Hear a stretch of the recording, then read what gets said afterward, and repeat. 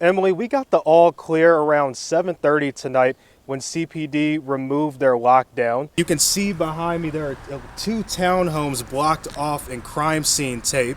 Now, about half of authorities have already left the scene, but when I arrived at 7:30, there are at least 6 cop cars. Yes, today just wrapped up day 1 of this 2-day trial. Leo Robinson Jr. is accused of shooting and killing 51-year-old Reginald Ball in the parking lot of a Waffle House. Evie, you can see behind me all those boats cutting through the water. It's a pretty typical 4th of July here at the Lake of the Ozarks. Now, I spoke to one uncle who says he wants to keep having fun while also staying safe. Evie, the meeting wrapped up just a little bit over an hour ago, and with the decision left a lot of workers upset. Well, it's no secret rural communities struggle with healthcare access, and that makes it harder for people to go to the dentist. KOMU 8's Julius Evans shows us how widespread this problem is here in Missouri.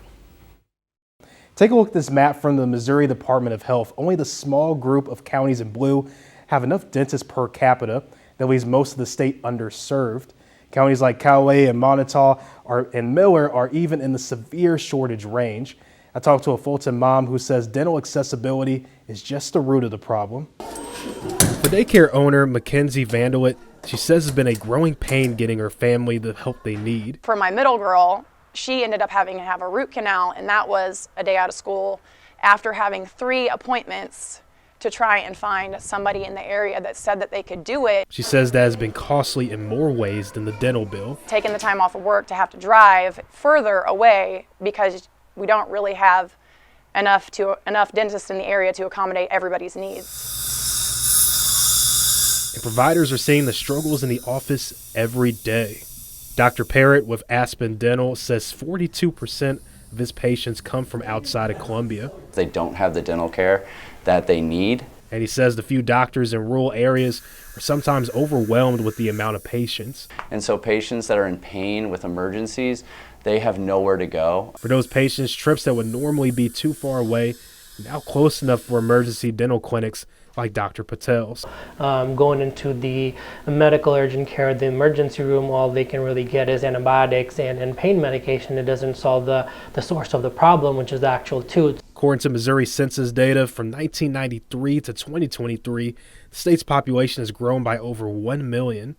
But the Department of Health says the number of dentists hasn't kept up with the population growth. The Missouri Director of Oral Health says the root of the problem is complex. Back in the 90s, there were actually 3 dental schools, and now we're down to 1, or we were down to 1 up until 10 years ago. Now there's 3 dental schools in the state, but students who graduate leave with significant debt. Increasing the funding for loan repayment to help areas of decreased access would be just a huge help.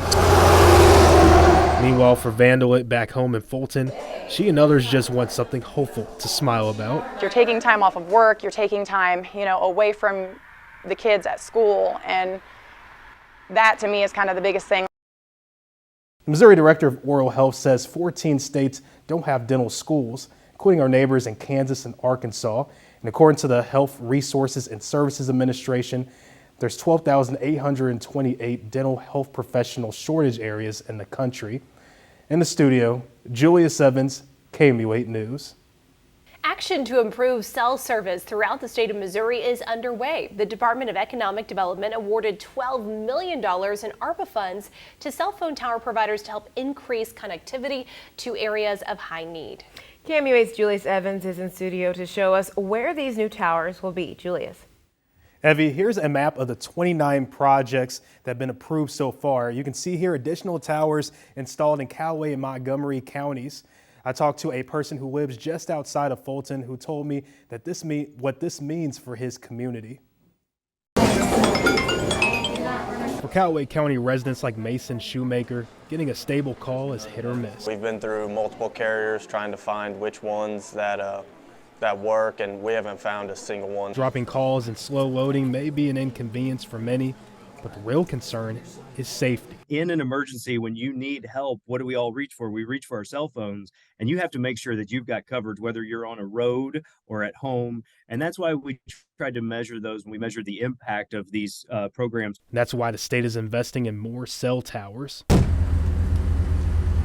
Emergency responders like Eric Hoy with Cole County EMS say better connectivity means more reliable 911 service and much more. Having the ability to wirelessly transmit data and patient information to the hospitals expedites care when the patient arrives there. Thousands across the state will be impacted, and for Shoemaker and Hams Prairie, it means better communication for everyone. You know, just talking on the phone is just an issue, you know, and so it would be huge. It would be awesome for this group of people who live out here to be able to have some good cell phone signal for once, for sure. Tanksley says the project should be completed within the next 18 months. He says applications for a second round of funding began on October 20th and will close on November 10th. Those winners will be announced before the end of this year. In the studio, Julius Evans, KMU8 News. An old but familiar pharmacy is closing its doors after serving the Jefferson City community for 80 years. Whaley's Pharmacy is closing all 3 of its locations next week after a buyout from Walgreens. KMU8's Julius Evans joins us in studio now to show us how no one, including employees, saw this coming. Whaley's Pharmacy put out this statement today. Now, customers have to find a new pharmacy to fill their prescriptions. I spoke to an employee who says she felt blindsided by the decision. Whenever they said we had a meeting, I thought it was just going to be, talking about benefits or whatever, but then they just hit it on us that we're closing down. Carly Gilbert was hired just months ago.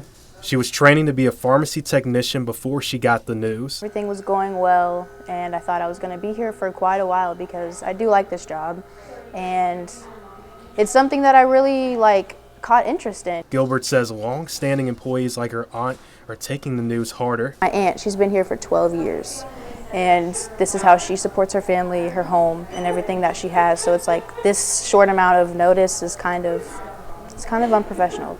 Anthony Daisha is a partner in a few local pharmacies in Columbia. He says he's frustrated more small independent pharmacies continue to get bought out. It was a hard decision for them to make, but it just narrows the market for these corporate stores that come in and wipe out the independent stores. Daisha says when he heard about the closings, he immediately made phone calls about opening a pharmacy to fill the void. Rural healthcare in general is, if you look in the news, is something that's very much needed. Jeff City's not rural by any means, but it's a smaller community, and people need the options. Gilbert says the hardest part is just telling customers they have to find a new pharmacy. It's going to be a big change for them because they also didn't have a lot of notice about having to transfer their prescriptions elsewhere. Employees are hoping as this door closes, another one is open, waiting for them. The statement from Whaley's says Walgreens will transfer all prescriptions to its stores or allow customers to pick a different pharmacy. It also says eligible employees will be offered opportunities with Walgreens. In the studio, Julius Evans, KMU8 News.